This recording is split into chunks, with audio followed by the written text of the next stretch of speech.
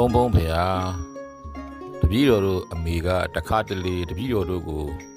ကျင်းစာတိုက်ဆဲဆိုတတ်ပါတယ်တပည့်တော်တို့က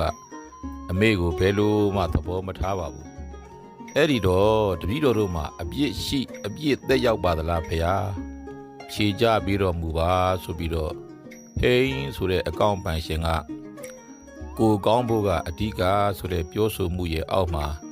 စာလေးရေးပို့ထားတယ်ဟုတ်ပါတယ်မိဘတွေကသားသမီးတွေကိုအလိုမကျဖြစ်တဲ့တော်တော်ကိုစိတ်ဆိုးတာတဲ့အခါဘာဖြစ်ပါစေညာဖြစ်ပါစေဆိုပြီးတော့ကျိန်းစာတွေတိုက်တတ်ကြတယ်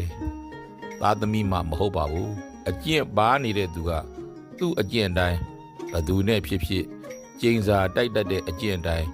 ကျိန်းစာတိုက်တော်တာပါပဲအဲ့လိုအမေကကျိန်းစာတိုက်တဲ့အခါအမေကိုဘယ်လိုမှသဘောမထားပါဘူးဆိုရင်မဲ့သူ့ဘာသာတိုက်မတိုက်ငါတို့ကဘာမှမဖြစ်ပါဘူးဆိုပြီးတော့နေမြဲသွားမြဲစားမြဲအတိုင်းတော့လဲမနေစေချင်ပါဘူးတို့အမေတို့ကြောင့်စိတ်တွေဆိုးနေပြီတို့ကိုအားမရလို့ဆဲဆိုနေပြီတို့အမေတို့ကြောင့်ဆင်းရဲနေပြီတို့ပြင်ရမယ်တို့စီကန်းမရှိလို့အမေကကျင်းစာတိုက်တာဆိုရင်တို့စီကန်းရှိအောင်နေမယ်တို့ကပြင်းနေလို့အမေကမပြင်းစေခြင်းလို့ကျင်းစာတိုက်တာဆိုရင်တို့မပြင်းအောင်နေထိုင်ရမယ်တို့အတိမရှိလို့အမေကတို့ကိုကောင်းစေခြင်းလို့ကျင်းစာတိုက်တာဆိုရင်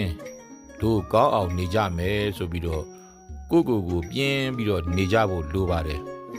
အမေကသားသမီးတွေကိုကျင်းစာတိုက်ပြီးပြောတယ်ဆိုတာကကျင်းစာတိုက်တာဆိုတာကတော့သူ့အကျင့်ဖြစ်နေတော့လို့သူ့ဝတိဖြစ်နေပြီမို့ကျင်းစာတိုက်တာပါကျင်းစာတိုက်ရခြင်းအဓိကကတော့သားသမီးတွေကိုကောင်းစေခြင်းလို့ပါ